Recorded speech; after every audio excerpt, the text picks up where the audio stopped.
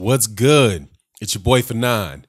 Have an absolute treat from you, courtesy of the Cornman Radio. Cornman Radio is a channel and a YouTube channel that I partner with and do collaborations with.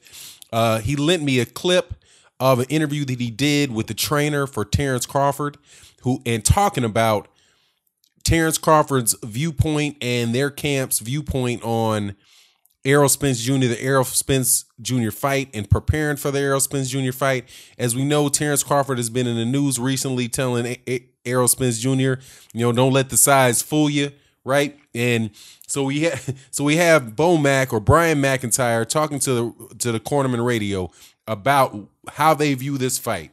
Now, after I let you guys hear this, I'm going to come back and talk about it. Also, I'm going to ask you, and it'll be in the description box, please subscribe to the Cornerman Radio, the source of this clip. There's a lot more in the interview that he did. He talks about Keith Thurman. He talks about Jeff Horn. He talks about fighters that he's currently training, and just a real good all-around boxing discussion from one of the best trainers in the world, Brian McIntyre. So I'm going to play this clip, and then we'll come back and have a discussion right after that. But before I do so, please subscribe and hit the bell icon. Definitely going to have a live stream on this topic and a lot of other topics today. The best way to know about that is to subscribe to the channel and hit the bell icon so that you can be notified of when the live streams air. And we have a really great group of people that come to the live streams on a regular basis. So I hope that you accept my invitation to participate in the live streams. And with that, enjoy the interview, and I'll come back and discuss it. What's your feelings about that? Well, man, fighters know other fighters.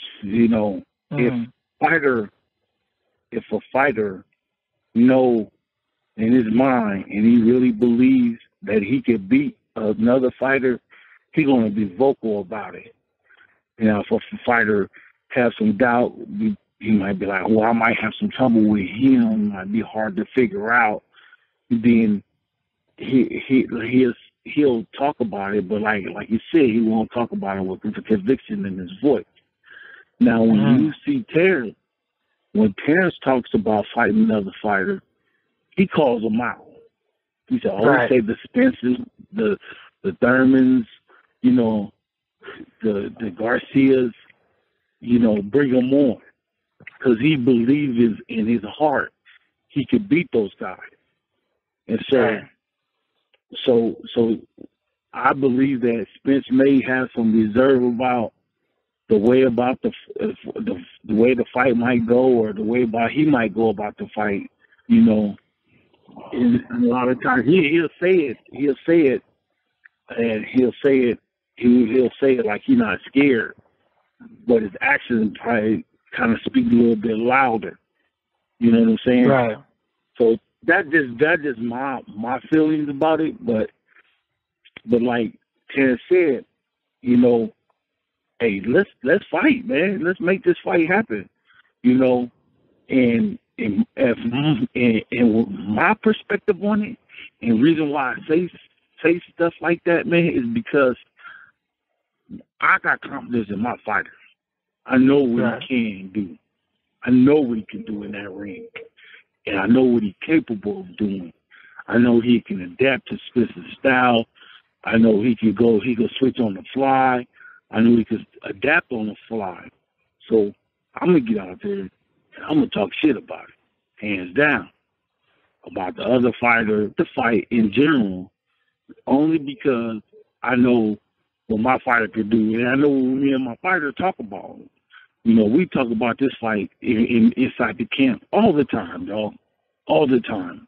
Not looking past Horn, not looking past nobody else. But some days we'll be in the gym and the conversation will come up, and it's, hey, man, I can't wait to fight that dude. Now, when you got your fighter telling you he can't wait to fight to one of the dudes is most feared, they say is feared, well, damn, shit. I'm going to push for the fight because one thing, if you want to be the best, you got to beat the best. And so they put him as the best at 147. You know what I'm saying? So by Terence going up to 47, and they already convicted Terence of not being anything at that division. That's just fuel to add to the fire, dog. You know what I'm saying? That just make us train harder. That just make me study the dude more, find his flaws, his coach's flaws, watch the corner, watch all the interviews, and you will find a crack in there. Somewhere you will find that crack. When you find that crack, man, you just step on that motherfucker and you just bust it wide open. You know what I'm saying? Like in one interview, right. I just did that interview when I was out in New York, and the dude was asking me, he was like, well, how would you beat him? And I said, well, why would I tell you how would I beat him? Yeah, I seen that. I seen that. Yeah, I've been to know how to beat that dude, man. I know how to beat him. He got one motion and one motion only. You know what I'm saying? Right. One style. Yeah, one style only, man. And just it's just easy. It's like taking candy away from a kid or something. Right. I know he's gonna try to adjust in there, but at that time when he adjusts, then you just have your fighter adjust. Your corner gotta adjust. The fighter gotta adjust. Everybody in that circle right there in that little corner, everybody gotta adjust. And you know where the adjustment comes from? Working on it in the gym. Right. You know what I'm saying? So you don't just adjust right there that night. Your adjustment starts in the gym. Your adjustment starts months and months and weeks in the gym. So, and what if he do this? And what if he do that? Like, one thing about me and Terence in our camp, man, it's like going to school. It's just like going to school. Just like old classroom. You know what I'm saying? We work on things together. We put things together. It ain't no just the coaches talking. No, I'm going to listen to you, man, because you're the one in there fighting. You know what I'm saying? Right. So if I say, let's do it this way, no, coach, I don't like that because his head might come. Okay, well, let's adjust and try it this way. Okay, that'll work. We'll take this half a step over. That's a little better angle. Well, how I feel when you throw it. Oh, that's even better because you get to reset your feet. And everything got to happen within a matter of a split second. That's motherfucking. Everything got to happen within a matter of a split second. So that's where the adjust come in at the gym, and all you guys just got to do when it happens in the ring, and you say it, or he'll see it, he'll recognize it, and then we all know what to do next. It's just real simple. Real simple. Right. Well, there's critics out there and even fans that believe that Bob Arum was trying to prevent the fight from happening. And if you could give me an estimate, I know you don't know the future, what the future holds, but how long do you see you can see that potential matchup with Earl Spence and your fighter Terence Crawford? Probably at the beginning of next year, probably the beginning of next year, or the middle of next year. The fight got to marinate a little bit. Terence got to go get that belt from Warren. He got to be able to have something to bring to the table besides just his name. He got to have a belt to go along with that. And then you get the belt, he got a belt, and then we get Terence ranked in the top 5, and then you put the lineal title on top of that. So it just make the fight more interesting. You know what I'm saying? Well, there you have it. That's Brian McIntyre, hosted on the Cornerman Radio. Definitely subscribe to that channel. Check him out. That channel does a lot of really, really great interviews and to a great source for boxing information directly out of the mouths of fighters and trainers. Now, my 2 cents on this is, first of all, this is one of the really great things about boxing in America is that we're always pretty close to a super fight happening. At any given moment, there's always 2 fighters where if they come together at a weight class, that it can be a mega fight that can generate interest around the world. Currently, there's probably two top fights that I believe in the world as far as generating interest and being something that's meaningful at this present moment is Deontay Wilder versus Anthony Joshua and Errol Spence Jr. versus Keith Thurman. Now, the reason why I wouldn't say right off that at this particular moment is what Brian McIntyre mentioned, which is Terence Crawford's got to knock off, get that belt from Jeff Horn, and then he's got something other than just his name to bring to the table. Now, his name is a lot, and knowing who Terence Bud Crawford is already, it is, for me, it is the next super fight that can happen. I really was hoping that it would happen after Errol Spence Jr. fought Keith Thurman so that the IBF, the WBA, and the WBC belt could be unified. And then after Terence Crawford fights Jeff Horn, and I expect Terence Crawford to beat Jeff Horn. Also, another good part of the interview that you should check out is when Brian McIntyre talks about sparring incidents that took place with some guys from the Australian national team. But, once again, man, I'm going to link it in the description box so you can go listen to the full interview yourself. But I expect Terence Crawford to win that fight.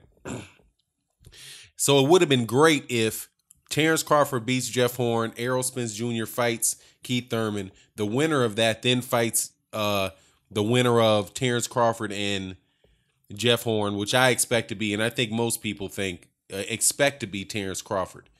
That then is a unification bout that happens at 147, which in my view is the second most prestigious division in boxing behind the heavyweights. So, but the other thing that so to see that the fact that we're always that close from a mega fight like that tells you the quality of boxing that we have in the United States right now. And I'm just, and when I'm looking at these two guys fight, the concept, the potential of these guys getting in the ring, Errol Spence Jr. and Terence Crawford, I'm excited in a way, and then another way, it's going to be nerve-wracking because I like both guys, and when you like both guys, eventually people start taking sides. You can already hear when you have discussions about Terence Crawford, when you have a discussion about Errol Spence Jr. There are people that just say Errol Spence Jr. is going to walk through Bud Crawford. He's too small. He's going to tear him up. Blah, blah, blah, blah, blah, about what, I don't mean to be disrespectful when I say blah, blah, but, they lay out the argument for why Errol Spence will win. And then on the other side, you have, Errol Spence Jr. is one-dimensional, the argument that comes from Terence Crawford supporters, but all of that can lead up to, right, both of those sides come into a fight that's extremely exciting, a fight that's extremely, anticipated, and something that really does create a sense of who the best fighter is at 147, and those questions are answered aside from how much money does this guy make, how much does that money does that guy make, right? And I like the acknowledgement from Brian McIntyre though that that Terence Crawford needs a belt to make that fight. Another thing that I really liked about him being somebody that, and by the way, I want to thank everybody in the Super Chat that supports the Super Chat, people that support, and I know I put ads in the articles, but a lot of this money that we generate for this channel goes to kids that participate in a sports program, allowing these kids to get to practices, get shoes, right, mother's gas money, whatever's necessary, to help out and see that these kids who really do have a lot of athletic ability and that they get the opportunity to, along with their schoolwork, to get to school or to get enough, to get enough discipline where they can, use that discipline that they have in sports to then, take part in a trade, whether it's, being a barber or or an electrician or whatever it is, just so that they can learn that discipline in life. And when you guys contribute and you guys help out like that and watch these videos, it's much, much appreciated, and it really does help out. But listening to Brian McIntyre and dealing with kids, you can tell in great coaches that they'll say a lot of the things that you hear from Brian McIntyre. And honestly, you hear the same thing from Derrick James as well. And I think that these guys ultimately are going to have a lot of respect for each other and what they do. But to hear Bud Crawford Brian McIntyre talk about making adjustments, right? And trying to find what it is that a guy likes to do and taking that away from him. Like when he said, it's going to be like taking candy away from a baby. Like, you see what this guy wants to do. And if you can keep him from doing that, then, he's going to adjust. Then after that, it's just again, and then listening to the fighter and letting the fighter say, I like this, I like that, and working because that particular fighter is the guy that's in the ring. I think that has to be one of the keys to the success of Terence Crawford. Not only the ability for the coach to listen, but for not only for Bud Crawford or Terence Crawford to listen and learn, also for the coach to listen and learn to the athlete. Listening is one of the great skills that is underestimated in athletes and in people in general. And it's really good to hear Brian McIntyre talk about how that's an integral part of that training camp. Also, it's real interesting to see that, you need that the difference in personalities, from what I can see outside looking in, between Errol Spence Jr. and Terence Crawford. Well, Terence Crawford is getting up for Errol Spence and sees Errol Spence as somebody that he's already thinking about in training camp. He's already sitting there like, I can't wait to fight this guy. I can't wait to fight this guy. Right? You have Errol Spence on the other stand who's more stoic, more like, hey man, you want to make the fight, I'll fight you. Right? Like, I'm going to come to business. Like, I'm coming to work against you just like I'm coming to work against anybody else.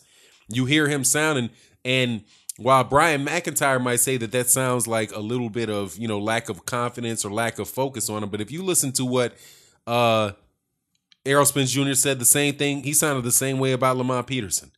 He sounded the same way about Kell Brook. If you listen to him talk when Kell Brook was in his face and he's just like, look, man, I'll step on you. Like, hey, man, make the fight. Give me $10 million and I'll step on you. I don't think that quietness is a sign of weakness in Errol Spence. I just think that's his personality. And Terence Crawford has that personality out in public as well. But I mean, in the media. But if you see when somebody brushes Terence Crawford the wrong way, Terence Crawford's instinct is to fight. His instinct is to jump in a dude's face and talk about, like he told Jose Ramirez, better focus on your fight before you not make it to your fight. You better focus on your fight before you don't make it to your fight. And that dude looked like he wanted to fight then and there. Like, we can go out back right now. We don't even have to do that. We don't even have to get in the ring. We can do it outside. Right? That is a fighter's mentality. Errol Spence Jr. has a fighter's mentality. And if this fight winds up being that mega fight that happens, I can only speak for myself. But, it's a win-win. It's a win-win, lose-lose. But, no matter who wins that fight, somebody that I like a lot is going to lose. No matter who wins that fight, somebody that I like a lot is going to win. And these guys have the ability, from what I can see, to take each other into the Hall of Fame. After the fights that happened between, I don't think Sugar Ray Leonard or Thomas Hearns were diminished at all because of their wars that they had. They were both elevated because of them. And I would hope, and notice, Bud Crawford and these guys ain't talking about how much, Bud's not talking about how much money he's going to make and how this guy has, he's never unified a division and trying to find ways not to make the fight. He's saying he wants to fight the guy. I'm in camp. Oh, how much I want to fight this dude. I wish there was that way in some other divisions, man, where you got one side of the situation being guys on one side of the equation acting like that, but not guys on the other side of the equation. So, it is what it is. And, hopefully we'll be able to get the fight that we want to see with this, and we get to see other fights we want to see. And, may the best man win, man. But I got to say, I don't think it's going to be like taking candy away from a baby for Terence Crawford and Errol Spence. And I'm pretty certain that Errol Spence is going to respect Terence Crawford as well. And if that money's right and these guys got the belt, I don't think either one of them are going to run away from it. I think they both embrace it. And that's what's up. And with that, I'm out. Check out Cornerman Radio, man. Thank you, my brother, for allowing me to use that clip. Support him and subscribe and hit the bell icon on my man's stuff. He has great content. With that, I'm out. Peace.